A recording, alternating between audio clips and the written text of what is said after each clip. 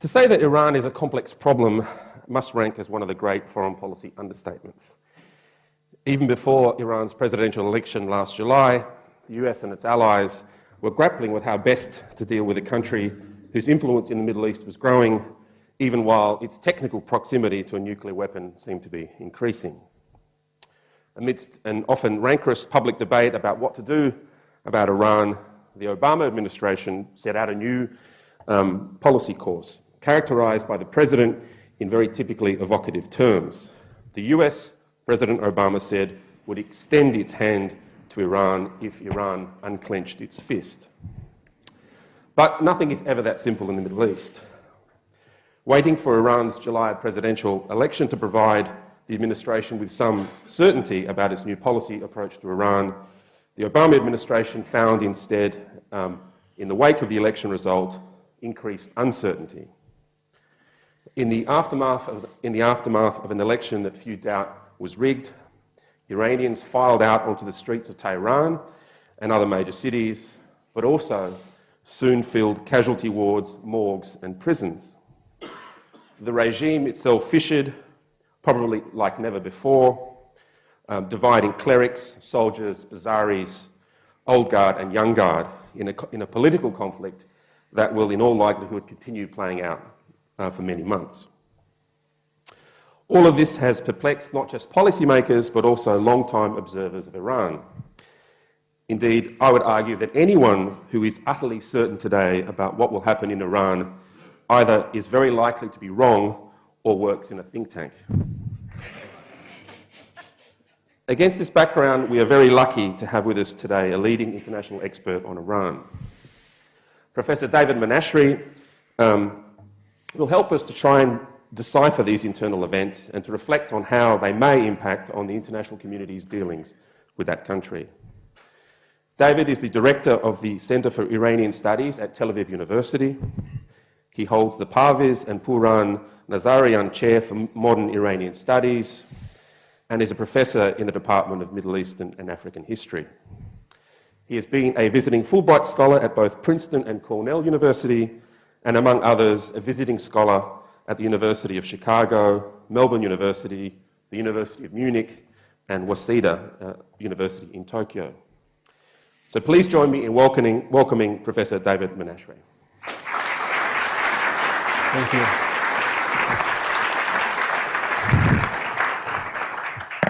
Thank you and good afternoon.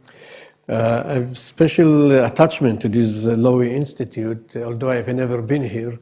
For several years, I was the head of the School of Overseas Studies at Tel Aviv University, named after Frank Lowy, so I'm glad also that he is here. So this is my personal link to this institute, in addition to the topics that the institute deals with. And having been invited to speak about Iran, and I find this Iran topic being very difficult for some reasons that years back when I had to speak about Iran, I didn't know where to start because no one knew anything about Iran. And today I don't know where to start because everyone knows everything about Iran. So what can I tell you that you don't know? So I decided as a good student of history to try and distance myself, at least initially, from the immediate developments and try and put what I see the emerging Iran into a perspective of the wider context of the 30 years of the Islamic Revolution. Since coming to power, this regime had two main aims, which basically any regime, new regime that comes to power, or certainly a revolutionary regime, ideologically regime, they have two main aims in mind. First, you take over, you want to maintain in power.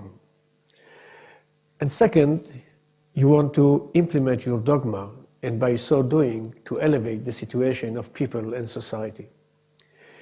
The main aim was by and large achieved, although we have witnessed last month significant disturbances and difficulties in running the state and rifts which have reached their peak, unprecedented in 30 years of the Islamic regime. But when you look back, and I don't know what will be the future, but I'm looking back, there has been a degree of stability of the institutions of this revolution so far. After the initial instability of the first couple of years, from 81 to 89, Iran had the same president, the same supreme leader, the same prime minister, the same speaker of parliament. This is stability. Then in 89, something very traumatic happened. The founding father of the revolution passed away, which is a very difficult time in life of any movement which is based on the personality like Khomeini. Politically, nothing really happened. Khamenei, who was president, became supreme leader. Rafsanjani, who was speaker, became president. The position of prime minister has been eliminated in the constitution. Another person became the speaker of parliament. Another 8 years, 2 terms of presidency of Rafsanjani.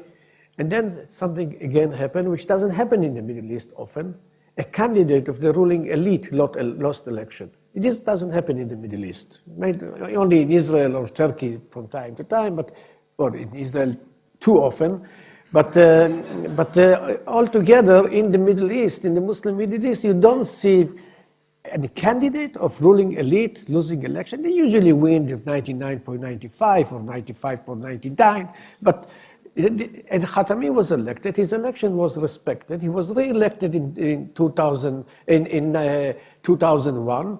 And then again in 2005, another surprise, while Khatami was the leading figure in the reform camp, they elected in 2005 the most radical of all radicals to be president, who was, I would almost say, re-elected in the way that we know it was re-elected a couple of months ago.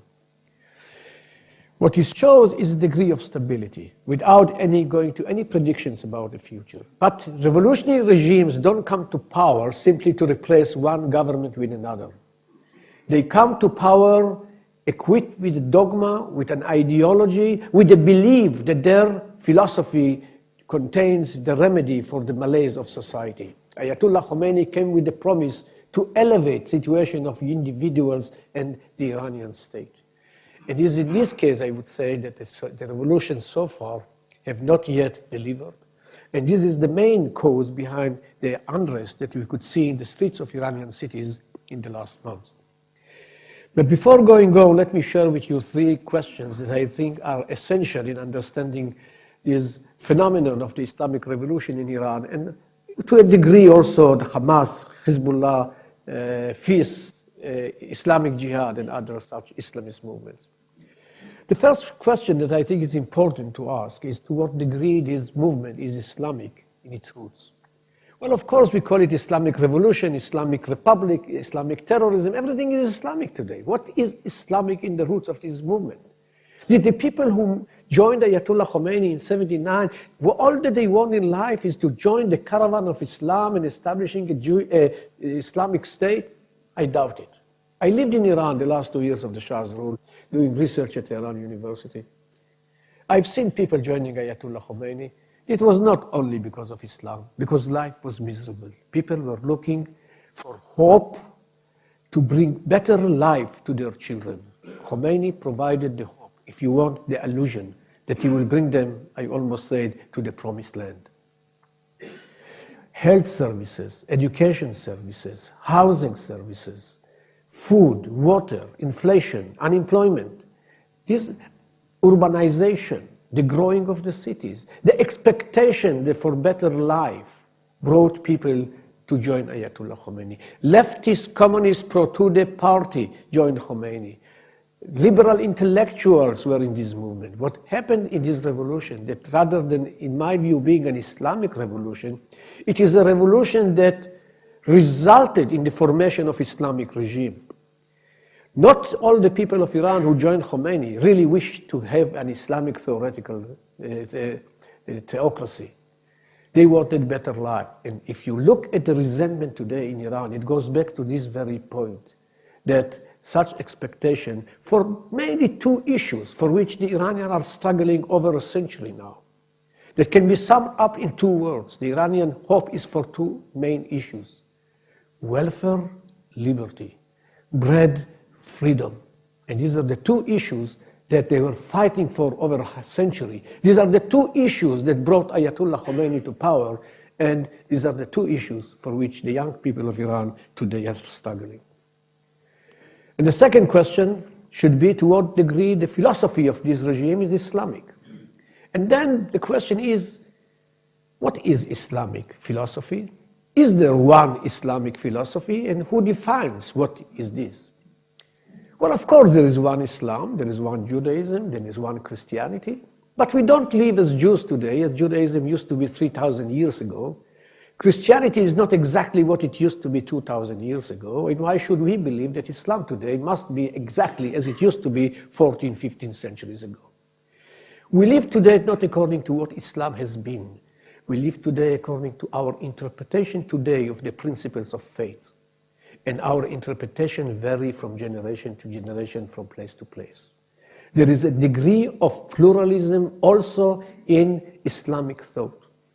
And to quote a leading Iranian intellectual, Abdul Karim Soroush, that joined Ayatollah Khomeini and was the head of the campaign for Islamization of the universities, cultural Islamization, and he said recently the following sentence that contains it all. There is no one interpretation of Islam.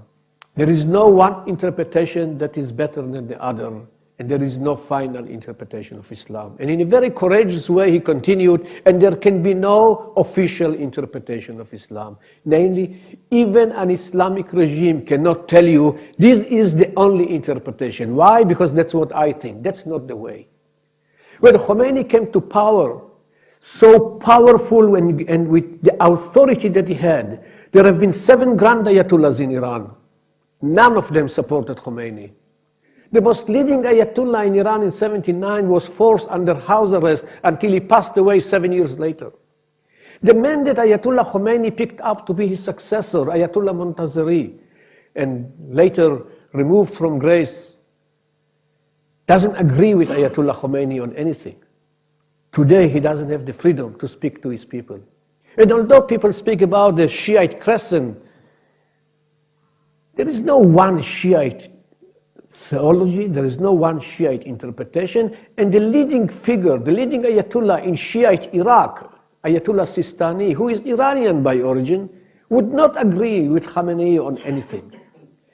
So what I'm trying to say here, that there has been a revolution in the understanding of Islam more than Islamic revolution in the philosophy with which Khomeini came to power. And the third question, to provide the framework of what I want to discuss, is to what degree the policy of Iran today conforms with the ideology with which Khomeini came to power 30 years ago. And when you look at Iran, we shouldn't be surprised. It's typical to any new government, any revolutionary movement. There is a huge gap between what you promise in opposition and what you can do while in power. Sometimes you can't even recognize and believe that this is the same people. In opposition, you say what you want to do. You confess your philosophy. It's wonderful. No tax on promises and words during election campaign. When you come to power, you can do only what you can do. Because with authority, often enough, comes responsibility. And when the former Prime Minister of Israel, Arik Sharon, was asked about his initiating unilateral withdrawal from the Gaza Strip against all that he promised in the election campaign, in his military language he said, what you see from here, from the chair of the Prime Minister, you don't see from there. Now, you have a different perspective when you come to power. Ask President Obama. Ask any other leader who came to power recently. And there is a huge gap. Now, I'll give you examples of such changes from the first day of the revolution. According to Islam, much like in Judaism, interest in the banking system is not legal. People are not allowed to give or receive interest. That's good for Jews as long as they live in diaspora. That's good for Islamists as long as they don't have their own government. But what you do when you form your government and you want people to deposit their money in the bank, if you don't give them some incentive, they are not stupid. They won't deposit their money in your bank. And the state needs a banking system. So what they do, probably they picked up the phone to a leading bank in Israel, Religious National Bank of Israel, and asked them, how did you solve the problem? The solution is exactly the same. They don't call it interest. When you deposit your money in these banks, you become a partner in a bank in an investment, in theory. And what you get, therefore, is not interest, but rather profit from legitimate investment. But you know, God knows the difference between interest and investment. Religiously speaking, and I'm not businessman, religiously speaking, both in Judaism and in Islam, the difference between interest and investment can be summed up in one word: risk. The moment the bank guarantees your capital, and God forbid promises you 2 or 3 or 1% after 6 months or a year, he knows this is interest. But life must go on, so they do it. Khomeini came to power and said that there is no difference. All Muslims are brothers. There is no difference between Persian, Baluch, Kurd, Turks, and so on. And the first decision in foreign policy was how you call this Gulf of water dividing Iran and the Arab countries. The Arabs call it Al-Khalij al-Arabi, the Arab Gulf. The Persians call it Khalij Fars, the Persian Gulf. And Khomeini said the Gulf has been Persian and will remain Persian. Namely, you see from the first day, the interests of the state are more powerful than the ideology of the revolution. And I can tell you over 30 years, in each and every case, there was a clash between ideology and interest. Interest won over ideology. It doesn't mean that the revolutionary leader wakes up in the morning and says, well, what can I do today against my promises? No, they wake up, they want to do what they promised. But when confronted with harsh realities of life, even the most sophisticated theologians and intellectuals, leaders, would have to compromise with reality. And it has its connection with what I want to say later on about how one can pressure Iran. And I'll give you a fatwa, a religious decree issued by Ayatollah Khomeini in 1988. Ayatollah Khomeini, the founding father of this revolution, issued a decree that for the sake of public interest, for the sake of the good of people, an Islamic regime is entitled to destroy a mosque and suspend the 5 basic principles of Islam. We can see how interests are important. And national interest and Iranian natural culture is influencing policy making more than people tend to believe. But how far you go towards pragmatism and deviating from dogma in what field, in what rate, on these there are differences within Iranian society. And Iran is a really complex society, as Anthony just said. It's not black and white. And I think a lot of misjustice has been done to Iranian civil society in the media in the world in the last 30 years. There are so many fantastic things developing in Iran in the last 30 years that have been, by and large, ignored. I read Arabic newspapers, I read Persian newspapers, and I can tell you that the Persian newspapers seem to be much more interesting for most of the newspapers in the Arab world. Book publication is fascinating in Iran. Imagine a book published in Iran by Akbar Ganji.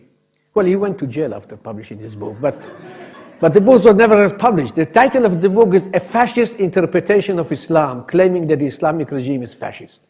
You can understand that he went to jail. How not? Or a leading Iranian intellectual, one of the most leading, Mohsen Kadivar, who wrote a big article with the title, The Problem Number 1 of Iran is the Rule of the Clergy. He too ended in jail.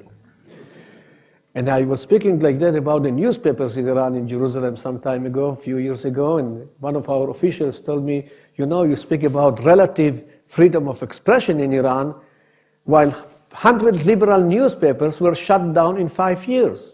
My instinct answer was, show me another country in the Middle East which has 100 liberal newspapers to shut them down. If you shut down 100 liberal newspapers, it's meaningful in itself. No, don't go and buy tickets to fly to Tehran and live there. There are other sides of it. I'll come to it in a moment. But I want to say that there are 60% of the students in Iran today are female.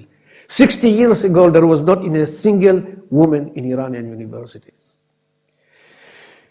And when I was speaking with a friend, Iranian friend, for a professor in one of the universities about this dichotomy between expression, free expression and suppression, and he opened in my eyes by saying the following. He said, you know, they tell you there is no freedom of expression in Iran. That's not true. We have freedom of expression. What we don't have is freedom after expression. So if you think about it, it's deeper than it sounds. People speak up, they struggle to go to jail, and look what happened last month in Iran. The brave young men and women in the streets, women and men, because it was so important, the role of women in such a movement, young women in such a movement. They go to struggle and then they go to jail in the better case. But the problem of the free world is that these young, wonderful people, intellectual and liberal movements in Iran, they don't have the power to decide. And you could see how they were crushed just last month. Because real power at the end of the day is in the hand of the radical, conservative, extremist leaders of Iran. When the day comes, God forbid, that someone has to push a button on missiles in Iran, it will not be the liberal intellectual, certainly not when he is in jail in Iran. It will come from the radical elements who are the true rulers of Iran. And they have, in my view, three major advantages. First, they speak in the name of God. Well, that's wonderful when you wake up in the morning and can tell people what God really wants. They have probably special link and special understanding. We have some of them in Israel too, so it's not very surprising for us that some people claim to know exactly what is the right thing to do in the name of God. So they have God on their side. They speak at least in the name of God. But if God is not enough, God forbid, it should be enough. But if it's not enough, they have the army. So if you are a revolution, you have the word of God on one side, and you have the military and revolutionary guard on the other side, you are safe. On the top of it, they have the determination to fight for their power. When the world revolution against the Shah, he took his wife and 4 kids and left the country. The clerics today in Iran, they are not 4, not 400, not 4,000, and they don't have anywhere to live. They will stay there and struggle for their power. They do not wish to give power voluntarily. And to quote one of the leading figures in this camp would say, we are not going to let them do to us what we did to the Shah. They learned the lesson of the Islamic Revolution of Iran, and they are prepared to meet the challenges. Now, about the more recent developments that brought these two camps against each other, I think it is a very important turning point in the history of Iran, or the Islamic Revolution.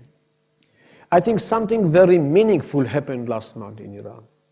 This regime, in my view, has lost to a large degree its legitimacy.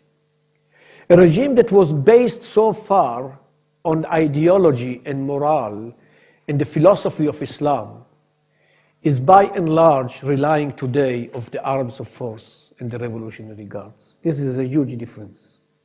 Khamenei, who is the supreme leader of Iran, did not follow Khomeini's example, who always stood above different rifts and factions and became, at the end, arbitrator and interfered to make compromise between different camps. Khamenei identified himself clearly with one of the factions and lost at least the support of the other faction. The rift between the camps is wider than it has been in the past. The concept of the rule of the theologian suffered a significant blow. It suffered twice. The first when Khamenei was appointed, because in 1989 when he was appointed, he did not have and still doesn't have the religious standing and scholarship to deserve to be the supreme leader of Iran. But the tragedy of Khomeini was that none of Khomeini's supporters was Grand Ayatollah, so they had to elevate someone who was not even an Ayatollah, but a Hujjat al-Islam, and overnight make him a Grand Ayatollah. It's like taking a colonel and making him chief of staff. You can do it maybe in the army, you can't do it in religious institutions. But then, with his interference in the politics today and support for Ahmadinejad, he ruined much more of the status of the supreme leader. In the root of this movement is a growing resentment and disenchantment of the situation of Iran, as I opened my talk with saying that the promise of betterment of the life has not been yet achieved. The results of the election seemed to supporters of the reform camp as biased and not reflecting the vote, and therefore the slogan was, "Where is my vote?" Liberal intellectuals, reformists have lost other elections, but I think that this time they believe deeply that something was wrong in the conduct of the election and the counting of the votes. This movement of the young Iranian people, to a degree, in my view at least, was inspired by the new President of the United States, Barack Hussein Obama. It so happens that in short history of American-Iranian relations, wherever you have a Democratic Party president, rest assured there's going to be a revolution in Iran. Not because this is their policy, but because they put human rights and civil rights so high on their agenda that it blows winds into the sails of Iranian liberal movements. Now, America is in Iran politically since World War II, so let's see what happened. The big revolutionary movement in the early 50s, led by Mossadegh, the president is Harry Truman. By the way, Mossadegh was removed, there was another president, Eisenhower. In 1961-62, Khomeini became a national hero in Iran. In opposition to the Shah, the president was Kennedy. In 78-79, there was another Democrat president, Carter, that had some responsibility for the successful Ayatollah Khomeini. And now Obama. And Obama, I think, represents much more hope for the people of Iran. So the name Barack Hussein Obama has a wonderful meaning in Persian. Barak, you know, in Persian, Arabic, Hebrew, Swahili, as it's used in Kenya as well, is blessing, bracha, barakah. Hussein is the most loved imam for Shiites. And Obama, the way the word is written in Persian, means he with us. That's what many Iranian young people said, Obama asked, he is with us.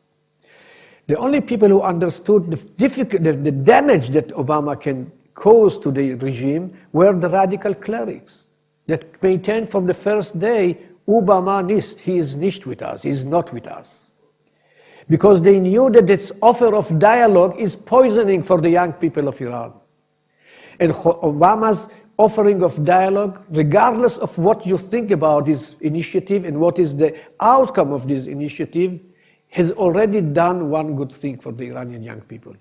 It incited them to pressure their government the way they have done. I see connection between the election of Obama, because his slogan, yes we can, and by the way, this slogan, yes we can, is not Obama's slogan, it is Ahmadinejad from 2005.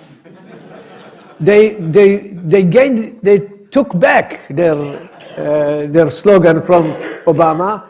Said, yes, but it had appeal for the young people now of Iran, unlike in 2005 that it was the slogan of the extremists. In 2009, it became the slogans of the reformists.